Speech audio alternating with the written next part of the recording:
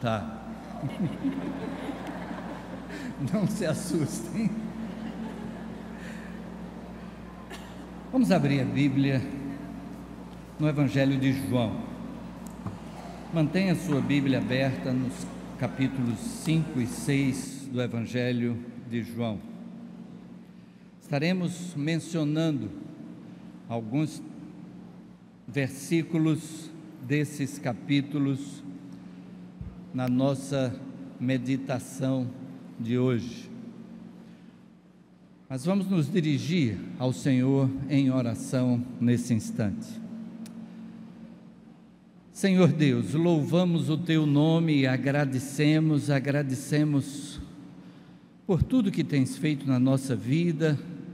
Já expressamos nossa gratidão pelo retiro deste ano, tudo aquilo que foram as experiências nesta semana, e pedimos, Pai, que nesta hora em que estaremos meditando na Tua Palavra, Teu Espírito guie mente e coração de cada um de nós, para extrairmos as lições que Tu tens reservado para nós nesta manhã. É a oração que fazemos em nome de Jesus. Amém. Amém.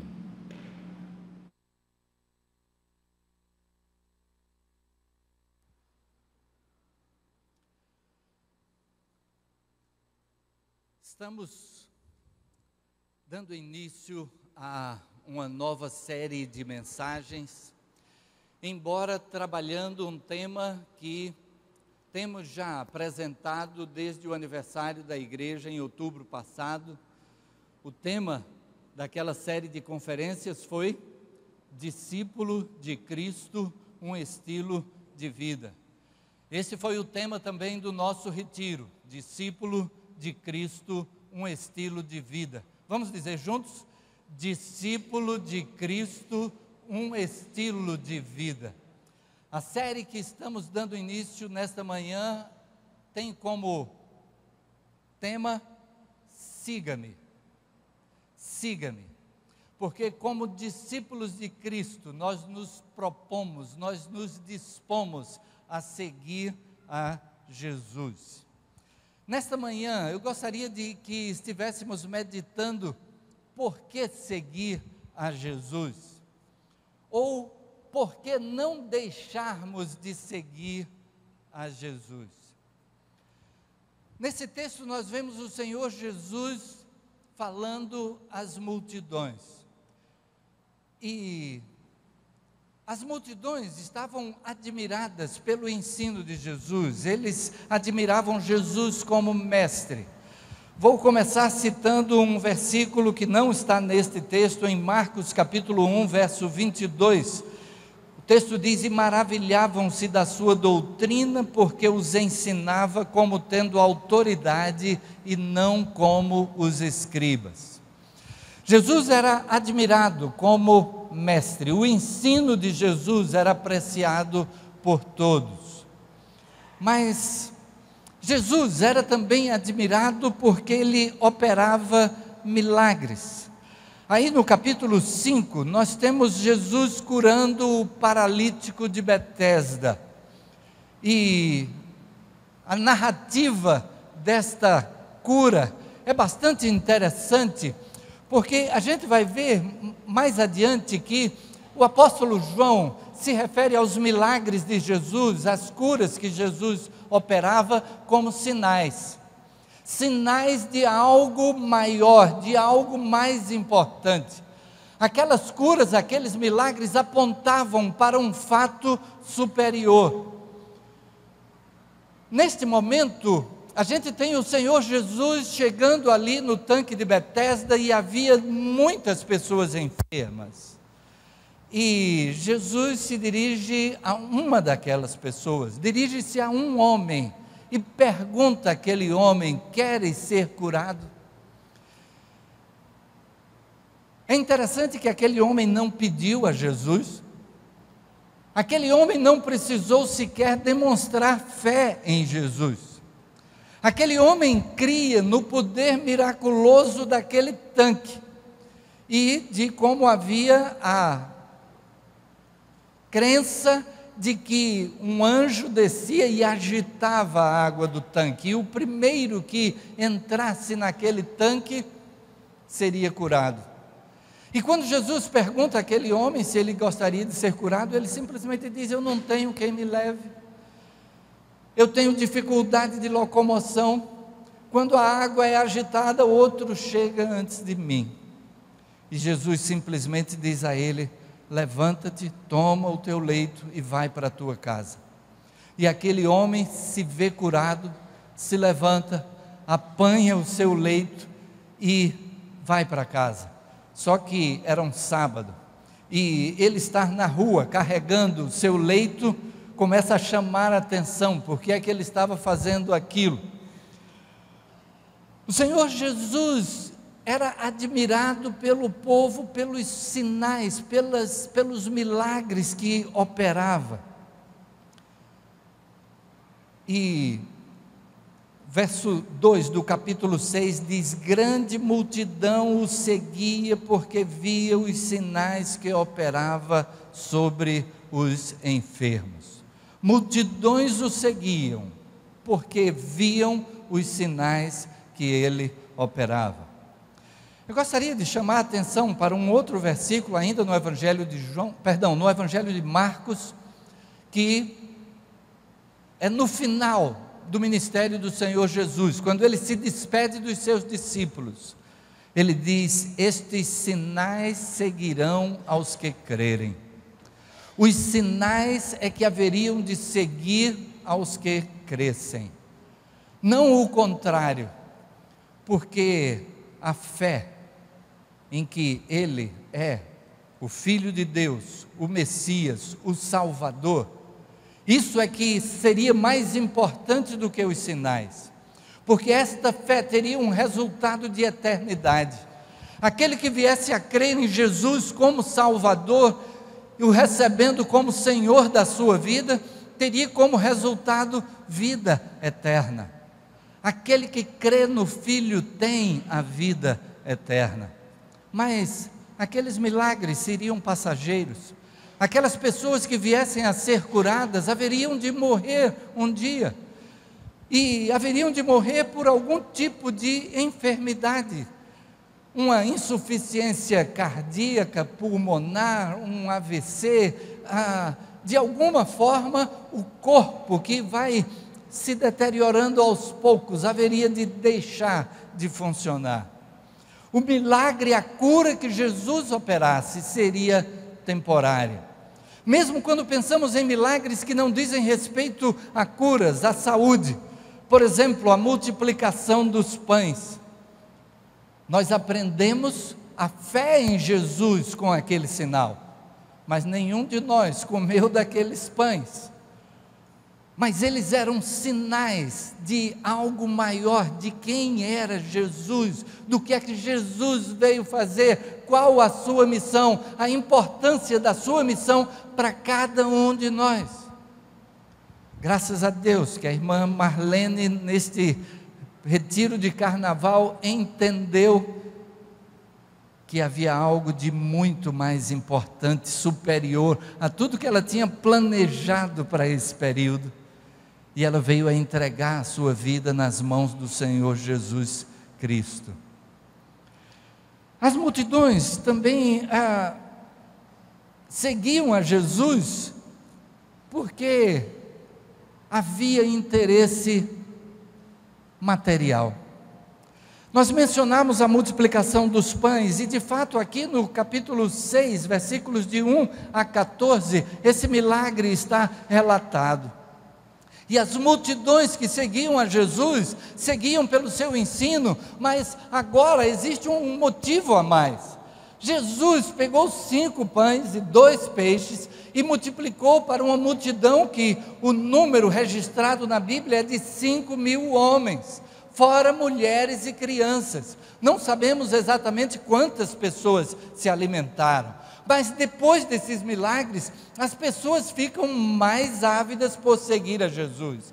E Jesus atravessa o mar da Galileia e as pessoas vão à procura dele. e saem da região de Tiberíades, onde foi realizado o milagre, e vão para a região de Cafarnaum, onde Jesus havia chegado, e vão em busca de Jesus, e diz: Jesus, nós estávamos te procurando. E qual é a resposta de Jesus? O que é que Jesus vai dizer? Jesus vai apresentar nos versículos 26 e 27, Jesus respondeu e disse-lhes: na verdade vos digo que me buscais, não pelos sinais que vistes, mas porque comestes do pão e vos saciastes. Trabalhai não pela comida que perece, mas pela comida que permanece para a vida eterna, a qual o Filho do Homem vos dará, porque a este o Pai, Deus, o selou. As pessoas estavam buscando a Jesus Cristo porque haviam comido do pão. Que maravilha! Poderem chegar diante de Jesus com 5 pães e 2 peixes e ele alimentar uma multidão de milhares de pessoas. Jesus repreende dizendo que eles estão buscando o que é de menos importância em Jesus Cristo. E aí a gente se pergunta, a nossa busca por Jesus é em função de resultados seculares ou eternos? A nossa busca por Jesus é em função de bênçãos que Ele possa acrescentar na nossa vida terrena, ou é pelo relacionamento com Ele que este permanecerá por toda a eternidade? Ao ponto de que o apóstolo Paulo, em Romanos capítulo 13, vai dizer: restam, pois, estes 3, fé, esperança e o amor. Porém, o maior destes é o amor. Porque a fé e a esperança, nós não precisaremos mais quando estivermos com Deus no céu. Nós não precisaremos crer que estaremos nos céus, nós já estaremos lá com Ele.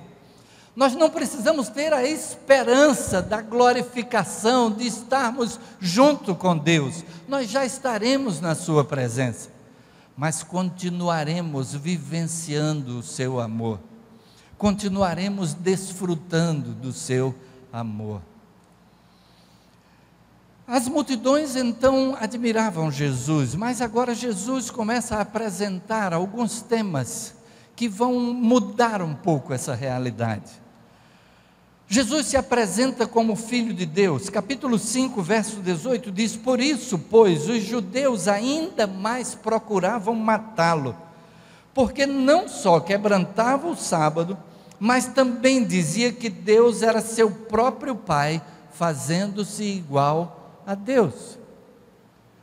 Aqueles que detinham a autoridade religiosa, o poder religioso, não estavam satisfeitos com aquele homem de Nazaré, aquele homem que não tinha tido aquela formação que talvez os escribas tivessem, e que talvez não tinha aprendido aos pés dos sacerdotes, dos grandes professores da época. Aquele que até surpreendeu os de Jerusalém, quando aos 12 anos já tinha respostas elevadas. Aquilo que Jesus apresentou aos sacerdotes, aos escribas, já aos 12 anos, já surpreendeu aqueles homens. Esse Jesus que não andava com a elite religiosa, esse Jesus que comia com pecadores, esse Jesus que andava rodeado de publicanos, pecadores e até meretrizes. A elite religiosa não queria nada disso e buscava um motivo para afastar Jesus de cena.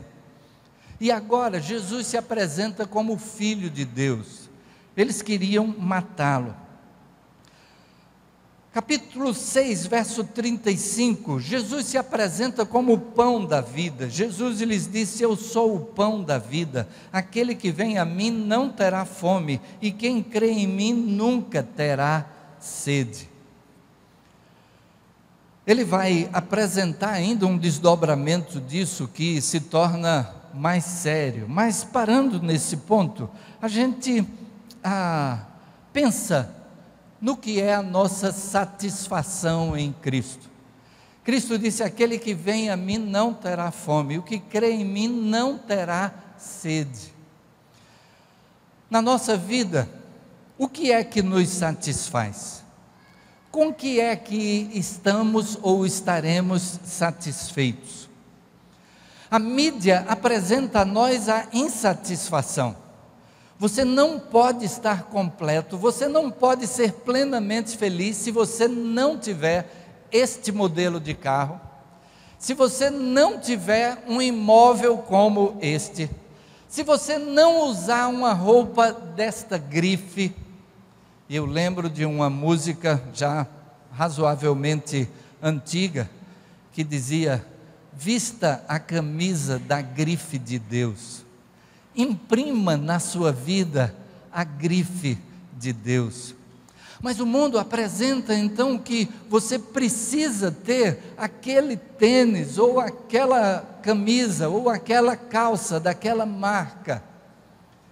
E o que é que nos satisfaz? E de fato o que nos satisfaz é o Senhor Jesus Cristo. Quando olhamos para tudo aquilo que Ele já tem colocado na nossa vida, quando olhamos em primeiro lugar para a salvação, quando podemos ter a presença do Seu Espírito em nós, quando podemos atravessar dificuldades na vida porque Ele está conosco, e aí o apóstolo Paulo vem e diz: posso todas as coisas naquele que me fortalece. Que alegria podermos compartilhar, como foi compartilhado no momento de oração. Temos orado por Ito, e ele ontem postou uma imagem com algo escrito dizendo: a medula pegou. Estávamos orando pela pega da medula transplantada, e a medula pegou, e ele numa posição assim de vibração por isso. Louvado seja Deus. Termos hoje aqui a presença de Ivan do Espírito Santo. Alegria, Ivan. E temos orado por Ivan há bastante tempo, e tê-lo conosco hoje pela manhã. Mas atravessar cada uma dessas dificuldades se torna possível pela presença do Seu Espírito conosco. Nós atravessamos com cabeça erguida, atravessamos agradecidos a Deus, porque a Sua presença faz diferença. Quanto Deus já tem colocado na nossa vida, e que a gente não precisa de nada daquilo que a mídia apresente. Se você tem uma TV de 32 polegadas, a mídia lhe mostra uma de 80 polegadas, e diz: essa é a que você precisa. Mas a nossa satisfação está em Jesus Cristo, que a gente não precise ficar escravizado por essas coisas que apresentam algo que não é realidade. A gente, se tem a condição de partir para algo que é melhor em qualquer das áreas da nossa vida, muito bom, mas não porque a gente precisa disso. A nossa satisfação está em Cristo. Paulo, escrevendo a Timóteo, capítulo 6, versos de 6 a 8 da primeira carta, ele diz: de fato, grande fonte de lucro é a piedade com contentamento, porque nada temos trazido para o mundo, nem coisa alguma podemos levar dele. Tendo sustento e com que nos vestir, estejamos contentes. E é isso que o Senhor Jesus apresenta lá em Mateus capítulo 6, quando Ele diz: vejam as aves dos céus, que não semeiam, não colhem, não ajuntam em celeiros, mas o Pai Celestial as sustenta. Olhem os lírios do campo, nem Salomão em toda a sua glória se vestiu como qualquer deles.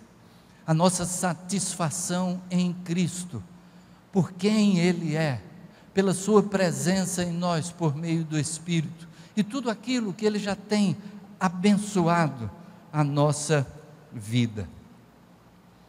Mas aí Jesus, como mencionei, vai tratar de coisa que parece ser mais séria ainda. Porque Jesus vai falar sobre comer da sua carne e beber do seu sangue. E nesse capítulo 6, ele vai dizer que o pão que eu dou é a minha carne pela vida do mundo. E que é necessário comer da sua carne e beber do seu sangue. Para o judeu que não comia sangue, não tomava sangue de jeito nenhum, para o judeu que até a carne de determinados animais era proibida, ainda mais carne humana, Jesus vem e fala sobre comer a sua carne e beber o seu sangue. É claro que a gente entende que o Senhor Jesus estava se referindo ao sacrifício que Ele haveria de fazer na cruz em nosso lugar, de que Ele haveria de apresentar o seu corpo e que nós precisaríamos receber do seu corpo, nos alimentar do sacrifício que Ele fez na cruz por nós, recebendo-o como Salvador e Senhor. Nós reconhecemos o seu sacrifício na cruz, o seu corpo que foi ferido ali, o seu sangue foi derramado para a purificação dos nossos pecados. E então, quando ele se refere a comer da sua carne e beber do seu sangue, é porque o sacrifício que ele haveria de fazer na cruz, em nosso lugar, nós precisaríamos receber pela fé de que este sacrifício era para a nossa salvação, para a nossa redenção. E o resultado é de que os judeus foram se escandalizando nele. Versículo 60 do capítulo 6 diz: muitos, pois, dos seus discípulos, ouvindo isso, disseram: duro é este discurso, quem o pode ouvir? Versículo 66, desde então, muitos dos seus discípulos tornaram para trás e já não andavam com ele. Tornaram para trás e já não andavam com ele. E aí a gente pensa também nos dias de hoje, quantos discípulos de Jesus se distanciam dele. Às vezes se distanciam simplesmente pelo comodismo. Eu já sou salvo, eu já tenho a Cristo como Salvador, eu não perco a salvação, a minha fé está depositada em Jesus, então eu não preciso estar presente aos cultos, eu não preciso estudar na escola bíblica, participar de um pequeno grupo, eu posso ser crente sozinho. E lembro de uma senhora, quando pastoreei no interior, uma senhora que tinha essa prática de apenas visitar a igreja de vez em quando, sem razão nenhuma, vivia bem de saúde, né? Tinha sua vida normal, trabalhava, tinha seu emprego, e eventualmente ao visitá-la, todas as vezes que fui visitá-la, ela estava com a Bíblia aberta sobre a mesa, os óculos ao lado, uma caneta e um caderno. Eu só posso acreditar que na hora que eu tocava a campainha, ela corria lá na mesa, abria a Bíblia, colocava o caderno, colocava a caneta, para dizer: olha, pastor, eu sou crente em casa. O escritor aos Hebreus vai dizer, capítulo 10, verso 25, não deixemos de congregar-nos como é costume de alguns, antes façamos admoestações, e tanto mais quanto vedes que o dia se aproxima. Mas a quem se afaste de Jesus, pelo ceticismo, por aquilo que a sociedade prega de que a fé é algo ultrapassado, está na moda é ser ateu, é ser agnóstico. Agora, é preciso ter fé para ser ateu. Ser ateu é uma expressão de fé, é crer que Deus não existe. De alguma forma, você tem que, a respeito das coisas espirituais, ter fé, mesmo a fé de que elas não existem. E existe um livro cujo título é Não Tenho Fé Suficiente para Ser Ateu. É preciso mais fé ainda para ser ateu do que para crer que Deus existe, que Deus é bom, que Ele é galardoador dos que o amam, dos que o buscam, dos que o temem. Mas também, hoje em dia, o egocentrismo, o humanismo aponta na direção de que eu devo buscar a minha felicidade do meu jeito, aquilo que me satisfaz, então é isso que me interessa. Até no trânsito a gente tem isso, né? A pessoa dirige do jeito que quer, para no meio da rua, atrapalha o trânsito, e quando você vai reclamar, você é que está errado, porque ele está fazendo o que quer, o que satisfaz a ele. Embora o Código de Trânsito diga que ele não pode obstruir a rua, de que ele deve ceder passagem. Se encosta um carro atrás, ele migra para a faixa da direita. Ontem achei interessante que tinha uma pessoa dirigindo entre duas faixas. A gente não podia passar nem por um lado nem pelo outro. Eu cheguei atrás e fiz um sinalzinho de luz. Ela puxou para a esquerda. Ao invés de puxar para a direita, que é o que diz o Código de Trânsito, puxou para a esquerda. Cada um buscando o que satisfaz a si mesmo do seu jeito. Mas a verdadeira felicidade é encontrada em servir a Deus e ao próximo. Nós fomos criados para o bem. Paulo, escrevendo aos Efésios, diz que fomos criados em Cristo Jesus para as boas obras, as quais Deus de antemão preparou para que andássemos nelas. Fomos criados para as boas obras foram criadas para que nós andássemos nelas, e então, ao casarmos essas duas coisas, é que encontramos o verdadeiro sentido da vida, não em buscar o que é a nossa alegria, mas em buscar aquilo que está a nosso alcance também para servir aos outros. Não que a gente não busque o nosso próprio sustento, o nosso próprio progresso, mas de tal maneira que esse progresso também possa abençoar a outras pessoas. Que esse progresso também sirva para que o nome de Deus seja glorificado. Que em tudo estejamos glorificando a Deus. Mas muitos então desistiram de seguir a Jesus. E nesta hora Jesus pergunta aos 12: quereis vós também retirar-vos? Verso 67. E os versos seguintes temos a resposta de Simão Pedro: Senhor, para quem iremos nós? Tu tens as palavras da vida eterna, e nós temos crido e conhecido que Tu és o Cristo, o Filho de Deus. Para quem iremos nós? Diz Pedro. O que pode haver de melhor do que seguir a Jesus Cristo? O que pode haver de melhor do que caminhar nos passos daquele que dividiu a história em antes e depois dele?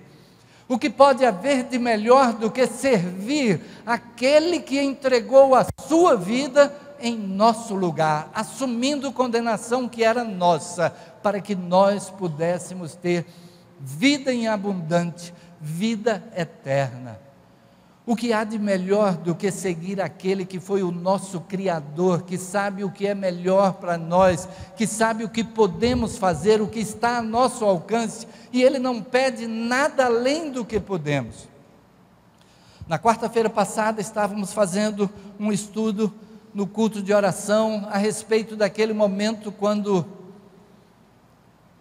Marta, irmã de Lázaro, entra com um vaso de alabastro e quebra aquele vaso e derrama aquele perfume de nardo puro, cujo valor seria de aproximadamente 300 denários. Só para a gente ter uma ideia, um denário era a diária de um trabalhador braçal. E 300 denários seria o sustento de alguém por 300 dias do ano, é quase o ano inteiro. E aquela mulher trouxe aquele perfume e o derramou sobre Jesus. Mas o que gostaria de destacar, e até foi o irmão Genesi quem ressaltou no texto, é que o texto diz: ela fez o que pôde. Ela fez o que pôde. O que Deus requer de nós é apenas aquilo que nós podemos fazer, aquilo que está a nosso alcance. Ele não requer mais do que isso. Ele tem nos capacitado com dons, talentos, recursos, e o que Ele pede de nós é apenas que nos coloquemos nas suas mãos, que possamos seguir a Ele, que possamos servir ao Senhor Jesus Cristo. Desta maneira, que a nossa série Siga-me esteja apresentando, a partir destes valores, quanto e como é importante seguir a Jesus Cristo. Discípulo de Cristo, um estilo de vida. E já temos mencionado que isto é no singular. Discípulo, cada um de nós, um discípulo do Senhor Jesus Cristo. Que Deus nos abençoe e nos faça discípulos do Senhor Jesus, cada vez mais prontos a realizar a sua obra. Amém.